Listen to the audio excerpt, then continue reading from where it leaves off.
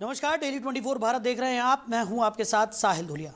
Bulletin की शुरुआत करेंगे। उत्तर प्रदेश के मुख्यमंत्री योगी आदित्यनाथ आज महत्वपूर्ण दौरे पर रहेंगे, जिसके तहत वो हरियाणा और उत्तर प्रदेश के सहारनपुर क्षेत्र का दौरा करेंगे। अपने कार्यक्रम के अनुसार मुख्यमंत्री हरियाणा के कैथल पहुंचेंगे, जहां वो एक विशेष कार्यक्रम में भाग लेंगे और वहां उपस्थित लोगों को संबोधित भी कर सकते हैं। इस दौरे को लेकर प्रशासनिक स्तर पर तैयारियां पूरी कर ली गई हैं और सुरक्षा के भी कड़े इंतजाम किए गए हैं। मुख्यमंत्री के कार्यक्रम को लेकर स्थानीय प्रशासन और संबंधित विभागों को पहले ही आवश्यक दिशा निर्देश जारी कर दिए गए।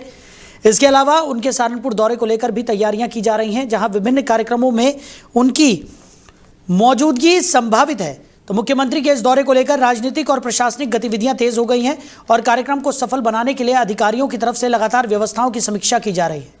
वहीं लखनऊ में बहुजन समाज पार्टी की राष्ट्रीय अध्यक्ष मायावती ने सोशल मीडिया प्लेटफॉर्म एक्स पर एक पोस्ट के माध्यम से कांग्रेस पार्टी पर तीखा हमला बोला। उन्होंने अपने बयान में कहा कि कांग्रेस ने कभी भी बाबा साहेब डॉक्टर भीमराव अंबेडकर को यह सम्मान नहीं दिया जिसके वो वास्तविक रूप से हकदार थे। उन्होंने आरोप लगाया कि बाबा साहेब को भारत रत्न सम्मान भी कांग्रेस सरकार के समय नहीं दिया गया था और उनके निधन के समय राष्ट्रीय शोक भी घोषित नहीं किया गया था। मायावती ने कहा कि आज कुछ राजनीतिक दल बाबा साहेब के नाम का केवल राजनीतिक लाभ उठाने की कोशिश कर रहे हैं, जबकि वास्तविक सम्मान देने में वो पहले असफल रहे हैं। उन्होंने ये भी आरोप लगाया कि कुछ दल लगातार बहुजन समाज पार्टी को कमजोर करने के उद्देश्य से इस तरह की राजनीतिक बयान और गतिविधियां कर रहे हैं। उनके अनुसार बाबा साहेब के विचारों और सिद्धांतों को सही मायनों में आगे बढ़ाने का कार्य केवल बीएसपी ही कर रही है। इस बयान के बाद राजनीतिक हलकों में एक बार फिर बयानबाजी तेज हो गई है और विभिन्न दलों के नेताओं की प्रतिक्रियाएं भी सामने आने लगी हैं। तो बीएसपी सुप्रीमो मायावती ने एक्स हैंडल पर पोस्ट के माध्यम से कांग्रेस पर जमकर प्रहार किया। उन्होंने कहा कि कांग्रेस ने बाबा साहेब को कभी वो सम्मान नहीं दिया जिसके वो हकदार हुआ करते थे। तो भारत रत्न का सम्मान भी कांग्रेस के कार्यकाल में नहीं दिया गया। साथ ही साथ उन्होंने कहा कि उनके निधन पर किसी तरह का कोई राष्ट्रीय शोक भी घोषित नहीं किया गया था।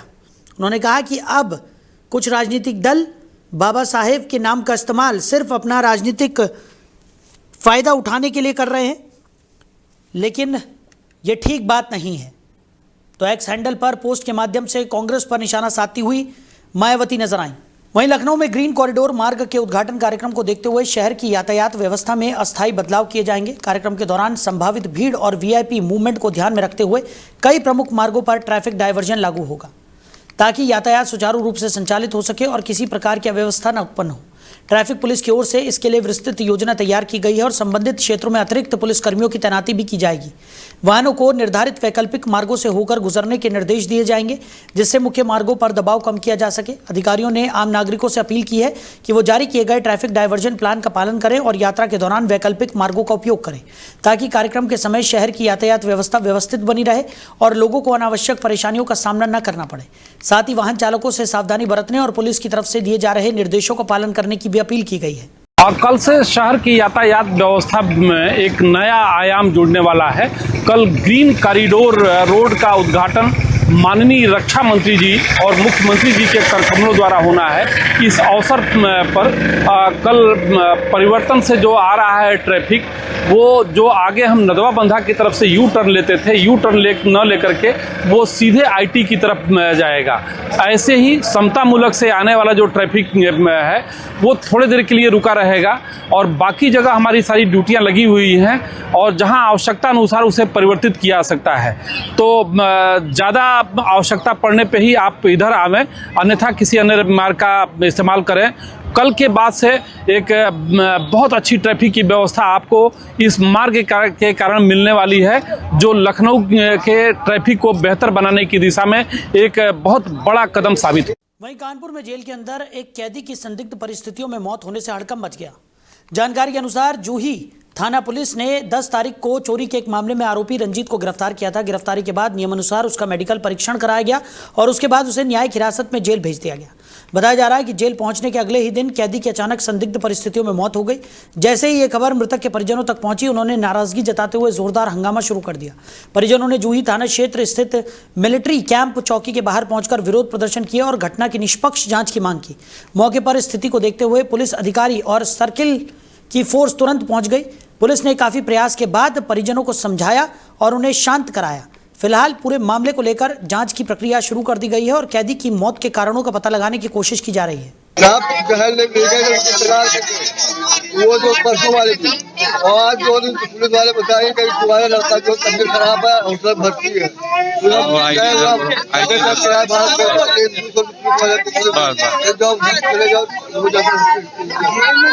हौसला गया जब हमको देखने भी नहीं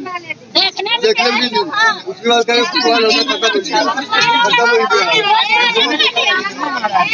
पुलिस वाले ने इतना मारा। चोरी के इल्जाम में पकड़ ले गए थे। किसको? रंजीत को, मेरे भाई को। और नहान के दिन पहले पकड़ ले गए। 2 दिन घुमारे हैं। अब पुलिस वाले आज फोन लगाए इनको आओ वहाँ पे भर्ती है हाईलाइट पैसा ले लो। किसने मारा? पुलिस वाले ने मारा पैसा ले किराया लगा के जाओ वहाँ पे। आईडी ऊपर करो, आईडी ऊपर करो साहब। बताने आए थे मेरे भाई को बेकसूर के मार डाला। क्या नाम है आपका? घटना चोरी के इल्जाम में मेरे भाई को पकड़ ले गए। 9 तारीख की बात है। 3 दिन लगातार आके उठाया बंद करे तो परसों हमारे भाई को चालान कर। मेरे भाई को बता रहे कि हटा टैक्स कभी नहीं आता था। कभी नहीं हुआ। आप लोग क्या चाहते हो?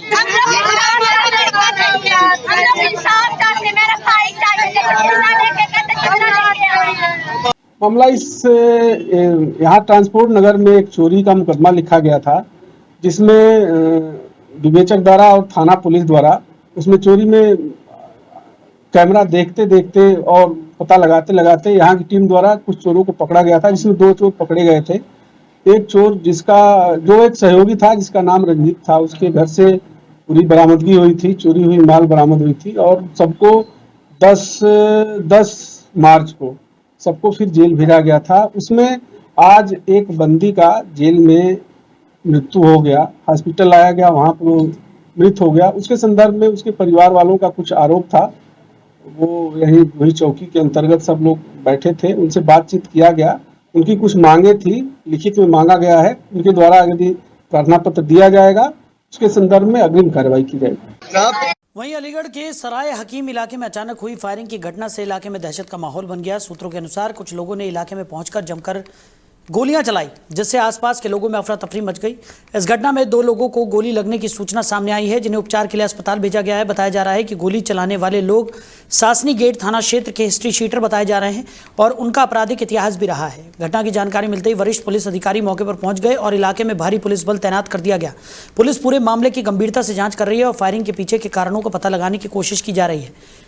साथ ही आरोपियों की पहचान और गिरफ्तारी के लिए भी कार्रवाई शुरू कर दी गई है। इलाके में फिलहाल पुलिस की निगरानी बढ़ा दी गई है ताकि किसी प्रकार की अप्रिय स्थिति उत्पन्न न हो सके। ये लगभग 8:45 के आसपास पुलिस को एक सूचना प्राप्त हुई थी। यहाँ के 2 गुटों के बीच में कोई विवाद हुआ किसी बात को लेकर। वो एग्जैक्ट कारण अभी तक पता नहीं चला है। लोगों से पूछताछ की अभी मैंने आके, लोगों ने ये बताया कि दोनों आपस में दोस्त हैं और एक ही आपस में मित्रता है, किसी बात को लेकर विवाद हुआ है। उसमें 2 व्यक्ति रिपोर्टेड घायल हुए।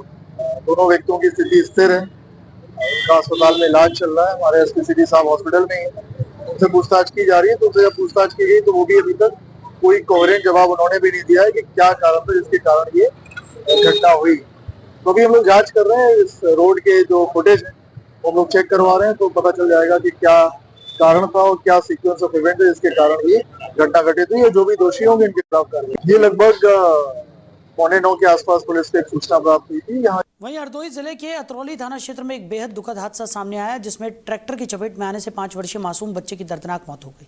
इस घटना के बाद पूरे गांव में शोक और मातम देखने को मिल रहा है। बताया जा रहा है कि हरपालपुर पट्टी गांव में एक ट्रैक्टर को गांव के ही एक व्यक्ति का रिश्तेदार चला रहा था। उसी दौरान किसी कारण से ट्रैक्टर की रफ्तार अचानक तेज हो गई और उस पर बैठा मासूम कृष्णा राठौर संतुलन खोकर नीचे गिर पड़ा। नीचे गिरते ही बच्चा ट्रैक्टर के पहिए के नीचे आ गया, जिससे उसकी मौके पर ही मौत हो गई। घटना के बाद परिजनों में चीख पुकार मच गई और गांव के लोगों की बड़ी संख्या में मौके पर इकट्ठा हो गए। सूचना मिलने पर पुलिस मौके पर पहुंची और पूरे मामले की जानकारी जुटाई। सामुदायिक स्वास्थ्य केंद्र से मिले मेमो के आधार पर पुलिस ने शव को कब्जे में लेकर पोस्टमार्टम के लिए भेज दिया है। इस घटना से जुड़ा एक वीडियो भी सामने आया है, जिसके आधार पर पुलिस पूरे मामले की गहराई से जांच कर रही है। पुलिस का कहना है कि परिजनों की ओर से तहरीर मिलने के बाद आगे की कानूनी कार्रवाई की जाएगी और घटना के सभी पहलुओं की जांच की जा रही है। वहीं उत्तर प्रदेश के महोबा जिले में इन दिनों गैस सिलेंडर को लेकर लोगों में चिंताओं का माहौल बना हुआ है। ईरान और इजराइल के बीच चल रहे युद्ध और कच्चे तेल की आपूर्ति प्रभावित होने की चर्चाओं के बाद उपभोक्ताओं में गैस की संभावित कमी को लेकर आशंका बढ़ गई है। इसी कारण बड़ी संख्या में लोग गैस एजेंसियों पर पहुंचकर एडवांस बुकिंग कराने की कोशिश कर रहे हैं। अचानक बड़ी भीड़ से एजेंसी संचालकों को भी व्यवस्थाएं संभालने में दिक्कतों का सामना करना पड़ रहा है। कई स्थानों पर कमर्शियल सिलेंडरों की आपूर्ति सीमित होने की जानकारी सामने आने के बाद उपभोक्ताओं की चिंताएं और बढ़ गई हैं। गैस एजेंसियों पर पहुंचे लोगों को उस समय और अधिक परेशानी झेलनी पड़ी जब बुकिंग के दौरान सर्वर डाउन हो गया, जिसके कारण कई उपभोक्ता घंटों तक गोदाम और एजेंसी के बाहर इंतजार करते रहे। लोगों का कहना है कि युद्ध से जुड़ी खबरों के कारण गैस की कमी की आशंका से वो समय रहते सिलेंडर भरवाने के लिए पहुंच रहे हैं। दूसरी ओर कमर्शियल सिलेंडरों की आपूर्ति कम होने की स्थिति में शादी विवाह और अन्य आयोजनों में घरेलू गैस के उपयोग की संभावना भी बढ़ सकती है, जिससे भविष्य में घरेलू सिलेंडरों की मांग बढ़ने के संकेत मिल रहे हैं। प्रशासन का कहना है कि फिलहाल जिले में गैस की पर्याप्त उपलब्धता है और स्थिति पर लगातार नजर रखी जा रही है ताकि किसी भी प्रकार की अव्यवस्था या परेशानी से बचा जा सके। गैस का नंबर बुक करने आए थे, वो नंबर ही नहीं लग रहा है। जो नंबर में मिस कॉल देनी पड़ती है वो नंबर ही नहीं लग रहा है। गैस लेने में समस्या हो रही है। मान लो गैस खत्म हो गई तो फिर ऑनलाइन करना है तो मुझको फोन ही नहीं लग रहा है, तो क्या करें। बहुत दिक्कत हो रही सर। कल आए थे तो कल भी नहीं लग रहा था, आज आए तो आज भी नहीं लग रहा है। इस समस्या से मुझे ऐसा लगता है कि कॉरपोरेशन के पास या इंडिया गवर्नमेंट के पास गैस नहीं है, जहाँ तक मैं समझ पा रहा हूँ। इसीलिए उन्होंने 15 से 25 दिन की बुकिंग पे रिस्ट्रिक्शन लगा दिया है। पहले 15 दिन में हो जाती थी, अब 25 दिन से पहले बुकिंग नहीं हो पा रही। इसके साथ आपको जो रजिस्टर्ड मोबाइल नंबर है उसी से बुकिंग करनी है। उस बुकिंग के बाद जब हम आपको सिलेंडर देने की पोजीशन में होंगे तो आपके उसी नंबर पे एक OTP जाएगी। वो OTP आपको बतानी होगी, तभी हम आपको सिलेंडर दे पाएंगे। ये चीज़ ठीक है शहरी इलाके के लिए, लेकिन जो उज्ज्वला वाले कनेक्शन हैं उनके जो फ़ोन हैं वो लेके अपने चले गए हैं मजदूरी करने के लिए बाहर। व्यक्तिगत रूप से बहुत सारे ऐसे लोगों को मैं जानता हूं, तो उनकी DAC भी होनी चाहिए। उनके ही मोबाइल नंबर से बुकिंग होनी चाहिए 25 दिन के बाद, और उसके बाद वो जब DAC दे पाएंगे तब हम गैस दे पाएंगे। इसमें सबसे ज़्यादा परेशान हो रहे हैं हमारे उज्ज्वला वाले कनेक्शन जो हैं। वहीं बागपत जिले के बड़ौत क्षेत्र में छपरौली रोड स्थित फ्लिपकार्ट कार्यालय के बाहर डिलीवरी कर्मियों ने वेतन कटौती और कथित शोषण के विरोध में प्रदर्शन किया। बड़ी संख्या में कर्मचारी एकत्रित होकर सांकेतिक धरने पर बैठ गए और अपनी विभिन्न मांगों को लेकर नाराजगी जताई। कर्मचारियों का कहना है कि नौकरी के समय उन्हें जिन शर्तों के आधार पर काम करने के लिए कहा गया था, वर्तमान में उनसे अलग तरीके से काम कराया जा रहा है। उनका आरोप है कि पिछले कई वर्षों से करीब 35 से 40 युवक लगातार डिलीवरी का कार्य कर रहे हैं, लेकिन उनकी समस्याओं का समाधान नहीं किया जा रहा। कर्मचारियों के अनुसार जब भी वो अपनी समस्याओं को लेकर शिकायत करते हैं तो उन्हें नज़रअंदाज कर दिया जाता और कई बार ब्लैकलिस्ट करने तक की धमकी दी जाती है। प्रदर्शन कर रहे युवकों ने यह भी बताया कि पहले प्रति पैकेट 13 रुपये दिए जाते थे, जिसे घटाकर अब 10 रुपये कर दिया गया है, जिससे उनकी आय पर सीधा असर पड़ा है। इसके अलावा पूरे दिन बाइक से डिलीवरी करने के बावजूद उन्हें बीमा जैसी बुनियादी सुविधा भी उपलब्ध नहीं कराई गई है। कर्मचारियों ने यह भी शिकायत की है कि उन्हें नियमित छुट्टियां नहीं मिलती और लगातार काम कराया जाता है। प्रदर्शनकारियों ने मांग की है कि उनका वेतन तय किया जाए और कार्य व्यवस्था को स्पष्ट रूप से लागू किया जाए ताकि उन्हें स्थिर और सुरक्षित माहौल में काम करने का अवसर मिल सके। कर्मचारियों ने चेतावनी दी कि अगर उनकी मांगों पर जल्द ध्यान नहीं दिया गया तो वो अनिश्चितकालीन धरना शुरू कर देंगे और डिलीवरी का काम बंद कर देंगे। इस दौरान कई कर्मचारी प्रदर्शन में मौजूद रहे और अपनी समस्याओं को लेकर एकजुटता दिखाते हुए नजर आए। समस्या ये है सर, मैं ई-कार्ड लॉजिस्टिक में काम करता हूँ। छपरौली रोड पे ऑफिस है हमारा फ्लिपकार्ट का। यहाँ जब लड़के को ज्वाइनिंग कराई जाती है जब तक कुछ और रेट बताया जाता है, बाद में कुछ और रेट आता है, तो टोटल शोषण कर रहे हैं यहाँ पे लड़कों का। कितने लड़के काम करते हैं यहाँ पे? लगभग 35 से 40 लड़के हैं। सबके साथ इशू है, कोई सुनवाई नहीं है। अगर कहते हैं तो ब्लैक लिस्ट की धमकी देते हैं कि कागजों में ब्लैक लिस्ट कर देंगे, कहीं जॉब नहीं कर पाओगे। कब से काम कर रहे हैं आप लोग? अभी मुझे लगभग 4 साल हो गए यहाँ पे। काफी लड़के हैं जो मुझसे भी पुराने हैं, काफी है जो 1-1.5 साल हो गए यहाँ पे। क्या मांग है आपकी? मांग ये है तो हमारा एक रेट फिक्स करा जाए और इस पर कार्रवाई हो, आश्वासन हो।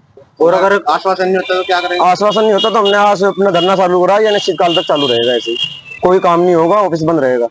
अगर शोषण पे तंग आके लड़का मतलब हटने की कहे तो कहे तेरी सैलरी होल्ड कर दी जाएगी, तेरा पैसा नहीं आएगा। सैलरी होल्ड की धमकी देते हैं। पेट्रोल भी खुद घर से लगा, 15 दिन काम करे, पेट्रोल लगा 13 रुपए एक पैकेट का देते हैं लोकल में, वो भी नहीं आ रहा, 10 रुपए आ रहा। कोई छुट्टी नहीं है। अगर कोई घर में मौत होती है तो ये फोटो मंगाते हैं कि उसका मरेगा का फोटो भेजो, जब जाके छुट्टी अप्रूव होती है। ड्यूटी का कोई टाइम भी नहीं है, कोई टाइम नहीं ड्यूटी का। सुबह 7 बजे बुलाते हैं, रात को 7 बजे, 8 बजे, 9 बजे। कोई इंश्योरेंस नहीं हमारा, पूरा दिन हमारा बाइक का काम है, हमारा इंश्योरेंस ही नहीं है।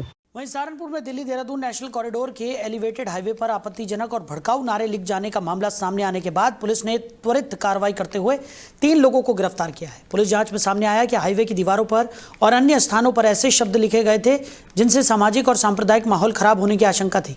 मामले की गंभीरता को देखते हुए पुलिस ने तत्काल जांच शुरू की और संदिग्धों की पहचान करते हुए 2 महिलाओं सहित 3 लोगों को हिरासत में ले लिया। जांच में यह भी सामने आया कि आरोपी देहरादून क्षेत्र के निवासी बताए जा रहे हैं।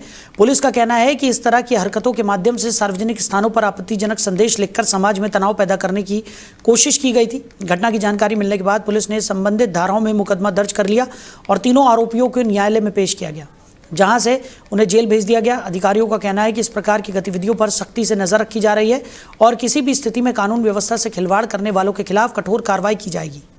वहीं लखनऊ के गुडम्बा थाना क्षेत्र में एक कथित गैंगस्टर का असला प्रदर्शन करने का मामला सामने आने से इलाके में चर्चाओं का माहौल बन गया। पहाड़पुर क्षेत्र का रहने वाला रोहित सिंह लंबे समय से आपराधिक गतिविधियों को लेकर चर्चाओं में बना हुआ बताया जा रहा है। उसके खिलाफ कई गंभीर धाराओं में मुकदमे दर्ज होने की बात भी सामने आ रही है और वो पहले भी कई बार जेल जा चुका है। स्थानीय लोगों के अनुसार आरोपी खुलेआम असलों का प्रदर्शन करता दिखाई देता है। इससे इलाके में भय और असुरक्षा का माहौल बन रहा है। क्षेत्र में उसकी गतिविधियों को लेकर लोगों के बीच चिंता भी देखी जा रही है। बताया जा रहा है कि उसके खिलाफ कई मामलों के बावजूद उस पर पूरी तरह शिकंजा कसने में पुलिस को अब तक सफलता नहीं मिल पाई है। इस मामले को लेकर क्षेत्र में कानून व्यवस्था और सुरक्षा को लेकर भी सवाल उठ रहे हैं, जबकि पुलिस की ओर से पूरे मामले पर नजर बनाए रखने और आवश्यक कार्रवाई की बात कही जा रही है। वहीं लखनऊ के मड़ियाव थाना क्षेत्र के घेला चौकी इलाके में मामूली विवाद ने अचानक हिंसक रूप ले लिया। हनुमंतपुरम 2 क्षेत्र में चौबे डेयरी के पास कूड़ा फेंकने को लेकर हुए विवाद के दौरान एक युवक पर पेचकस से हमला कर दिया गया। जानकारी के अनुसार नैतिक नामक युवक को हमलावरों ने कई बार पेचकस से वार कर गंभीर रूप से घायल कर दिया, जिससे वो लहूलुहान होकर मौके पर गिर पड़ा। घटना के बाद आसपास के लोगों में अफरा तफरी मच गई और स्थानीय लोगों ने घायल युवक को तुरंत उपचार के लिए अस्पताल पहुंचाने की व्यवस्था की। तो घटना की सूचना मिलने पर पुलिस भी मौके पर पहुंची और पूरे मामले की जानकारी जुटानी शुरू कर दी। प्रारंभिक जानकारी के अनुसार कूड़ा डालने को लेकर दोनों पक्षों के बीच कहासुनी हुई थी, जो देखते ही देखते हिंसक झगड़े में बदल गई। पुलिस आसपास के लोगों से पूछताछ कर रही है और हमलावरों की पहचान कर आगे की कार्रवाई की तैयारी कर रही है। इलाके में फिलहाल स्थिति को देखते हुए पुलिस की निगरानी भी बढ़ा दी गई है। वहीं बदायूं जिले में हाल ही में हुए डबल मर्डर मामले के आरोपी के साथ पुलिस की मुठभेड़ होने का मामला सामने आया है। जानकारी के अनुसार पुलिस ने इस मामले में आरोपी अजय प्रताप सिंह को पहले ही गिरफ्तार कर लिया था। पूछताछ के दौरान आरोपी ने घटना में इस्तेमाल किए गए तमंचे को छिपाने की बात बताई, जिसके बाद पुलिस टीम उसे साथ लेकर बक्सेना के जंगल में हथियार बरामद करने के लिए पहुंची। इसी दौरान आरोपी ने अचानक पुलिस टीम पर उसी तमंचे से फायरिंग कर दी, जिसमें एक कांस्टेबल घायल हो गया। स्थिति को देखते हुए पुलिस ने आत्मरक्षा में जवाबी कार्रवाई करते हुए गोली चलाई, जिससे आरोपी के दोनों पैरों में गोली लग गई और वो घायल हो गया। मुठभेड़ के बाद पुलिस ने आरोपी को दोबारा हिरासत में ले लिया और मौके से हत्या में इस्तेमाल किया गया तमंचा भी बरामद कर लिया। घायल आरोपी को तत्काल उपचार के लिए जिला अस्पताल में भर्ती कराया गया। ये पूरी घटना मूसा झाग थाना क्षेत्र के HPCL प्लांट के पास की बताई जा रही है, जहां पुलिस पूरे मामले की जांच पड़ताल में जुटी हुई है और आगे की कार्रवाई शुरू कर दी गई है। HPCL प्लांट में दोहरे हत्याकांड में जो नामित अभियुक्त था अजय प्रताप सिंह, जब इससे पूछताछ की गई तब इसने बताया कि ये HPCL प्लांट गया था 2 तमंचों के साथ। वहां इसने जो सुधीर गुप्ता और हर्षित मिश्रा, इन दोनों को जान से मारने की नीयत से फायर करके उनकी हत्या कर दी। उसके बाद ये HPCL की गाड़ी लेके ही वहां से भाग लिया और रास्ते में इसने मुड़सेना के जंगल के पास वो तमंचा जिससे इसने फायर किया था वो इसने छुपा दिया। इसके द्वारा पूछताछ में बताया गया कि अगर पुलिस चाहे तो उसको रिकवर करा सकता है। पुलिस इसको रिकवरी के लिए मुड़सेना के जंगल के पास यहाँ लेके आई। वहाँ इसने जान से मारने की नीयत से उस लोडेड तमंचे से पुलिस पार्टी पर फायर कर दिया, जिसमें एक पुलिस कांस्टेबल घायल हो गया। आत्मरक्षार्थ पुलिस को भी इस पर जवाबी फायरिंग करनी पड़ी, जिसमें इस अभियुक्त के दोनों पैरों में गोली लगी है। दोनों घायलों को उपचार के लिए जिला अस्पताल भेजा गया है। वहीं अमेठी जिले में घरेलू गैस सिलेंडर की बढ़ती कीमतों और गैस की कथित कमी को लेकर राजनीतिक विरोध देखने को मिला। समाजवादी पार्टी से जुड़े एक नेता ने ग्रामीणों के बीच अनोखे तरीके से प्रदर्शन करते हुए चूल्हे पर लकड़ी जलाकर अंडे और अन्य भोजन बनाकर सरकार के खिलाफ नाराजगी जताई। उनका कहना था कि गैस सिलेंडर के दाम बढ़ने और समय पर सिलेंडर न मिलने के कारण आम लोगों को काफ़ी परेशानियों का सामना करना पड़ रहा है। प्रदर्शन के दौरान उन्होंने आरोप लगाया कि उपभोक्ताओं को गैस एजेंसियों पर घंटों लाइन में लगने के बाद भी सिलेंडर नहीं मिल रहा और कई जगहों पर डिलीवरी ऑथेंटिकेशन कोड यानी कि डीएसी नंबर के बिना गैस देने से मना किया जा रहा है। लोगों का कहना है कि जब गैस कंपनियों का सर्वर ही सही ढंग से काम नहीं कर रहा तो आम उपभोक्ता इसके लिए क्या कर सकते हैं। प्रदर्शन के दौरान यह भी आरोप लगाया गया कि कुछ स्थानों पर पुरानी पासबुक या अन्य वाहनों के आधार पर उपभोक्ताओं को सिलेंडर नहीं दिया जा रहा, जिससे ग्रामीण इलाकों में लोगों को खाना बनाने में परेशानियों का सामना करना पड़ रहा है। आरोप ये भी लगाए गए हैं कि मजबूरी का फायदा उठाकर कुछ लोग गैस सिलेंडर की कालाबाजारी कर रहे हैं और जरूरतमंदों से कई गुना ज्यादा कीमत वसूल रहे हैं। प्रदर्शन के माध्यम से सरकार पर जनहित से जुड़े मुद्दों की अनदेखी करने का आरोप लगाया गया और कहा गया कि आम जनता को बुनियादी सुविधाओं के लिए संघर्ष करना पड़ रहा है। आज आप देख रहे हैं भारतीय जनता पार्टी के राज में गरीब जनता कितना परेशान है। सिलेंडर नहीं मिल पा रहा है, लोगों को 2 वक्त की रोटी नहीं मिल पा रही है, जनता मजबूर है। लाइनों में भारतीय जनता पार्टी ने लोगों को लगा दिया है, लोग भूखमरी के शिकार हो रहे हैं। भारतीय जनता पार्टी चाहती है कि लोग भूखे रहें और लोग भूखमरी के शिकार होकर जिंदा मर जाएं, जिससे भारतीय जनता पार्टी को लोगों को उनको कामों में कोई काम ना करना पड़े। हर तरीके से यह सरकार हर मोर्चे पर फेल है। भारतीय जनता पार्टी सरकार जाएगी तो महंगाई जाएगी, भारतीय जनता पार्टी हटेगी तो महंगाई घटेगी। इसीलिए हम लोग चाहते हैं कि सिलेंडर लोगों को मिले और महंगाई कम हो। वहीं अमेठी जिले के जगदीशपुर कोतवाली क्षेत्र के हरिमऊ गांव में एक युवती का शव संदिग्ध परिस्थितियों में फंदे से लटका हुआ मिलने से पूरे इलाके में सनसनी फैल गई। जैसे ही ग्रामीणों और परिजनों ने युवती को फंदे से लटका देखा, गांव में हड़कंप मच गया और बड़ी संख्या में लोग मौके पर इकट्ठा हो गए। इस घटना से परिजनों का रो रो कर बुरा हाल हो गया और घर में मातम का माहौल छा गया। सूचना मिलने के बाद पुलिस भी मौके पर पहुंची और पूरे घटनाक्रम की जानकारी जुटाई। पुलिस ने शव को कब्जे में लेकर पोस्टमार्टम के लिए भेज दिया है ताकि मौत के सही कारणों का पता लगाया जा सके। वहीं शव की स्थिति को देखकर गाँव में तरह तरह की चर्चाएं भी हो रही हैं। कुछ लोग इसे आत्महत्या मान रहे हैं तो वहीं कुछ लोग संदेह कर रहे हैं कि युवती की हत्या कर शव को फंदे से लटकाया गया हो सकता है। फिलहाल पुलिस पूरे मामले की गंभीरता से जांच कर रही है और पोस्टमार्टम रिपोर्ट आने के बाद ही स्थिति स्पष्ट हो जाएगी। जी हाँ, लड़की हमारी फांसी लगा के मर गई है। सुबह सूरज खुला रहा है तो हम जो है ऊपर जगावा, हम कहा बाहर बटोर जाके जगा के हमारा घोड़ी जो है दूसरे के खेत में पड़ी रही है और उनका हाँके के चक्कर में चले गए, उधर हाँके और इधर आवा तो देखा साहब फांसी लगाए रहे लड़की हमारी। जी हाँ, लड़की हम। वहीं अमेठी जिले के जामू थाना क्षेत्र के नदियावा गांव से एक ऐसा मामला सामने आया है जहां एक CISF जवान पिछले 7 वर्षों से न्याय की उम्मीद में प्रशासन के चक्कर लगा रहा है। जवान का आरोप है कि उसके परिवार के साथ जमीन के विवाद को लेकर लगातार अन्याय किया जा रहा है और उसकी शिकायतों पर उचित कार्रवाई नहीं की जा रही।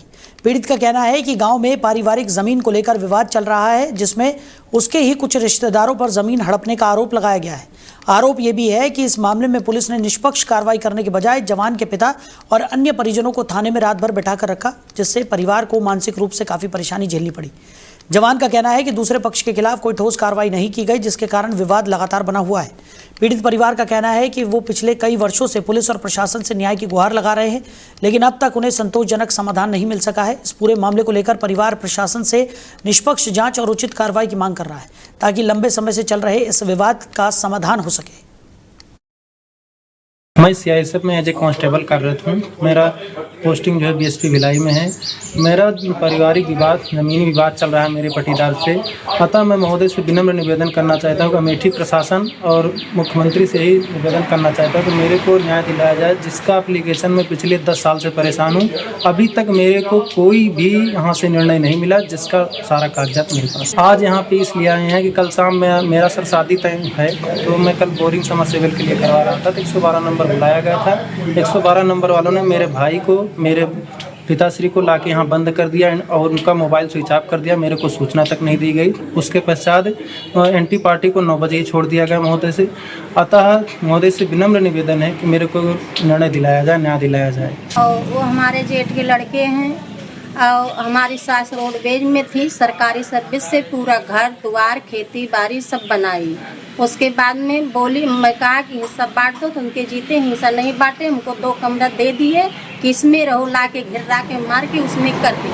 हम उसमें रहने लगे। उनके 4 शादी बूढ़ा करके मर गई। हमारे बच्चे 3 हैं, उनकी शादी करना है। अब पूरा परिवार कहते हैं 2 कमरा जो बनवा रही हैं उसको कहते हैं बनवाओ मत। कल एक नाली खुदवाई थी, उसके लिए पुलिस भेजे थे।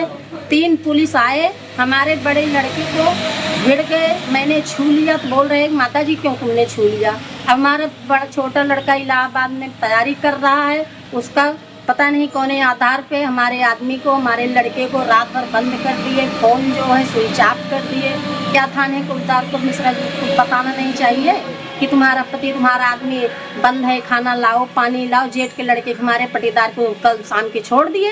अब वहाँ ईंटा चेका चला रहे हैं, हमारा घर पे अब ईंटा चेका मार रहे हैं। हम सर क्या करें। 3 बच्चे। फिलहाल इस बुलेटिन में मेरे साथ इतना ही। आप बने रहिए। नमस्कार।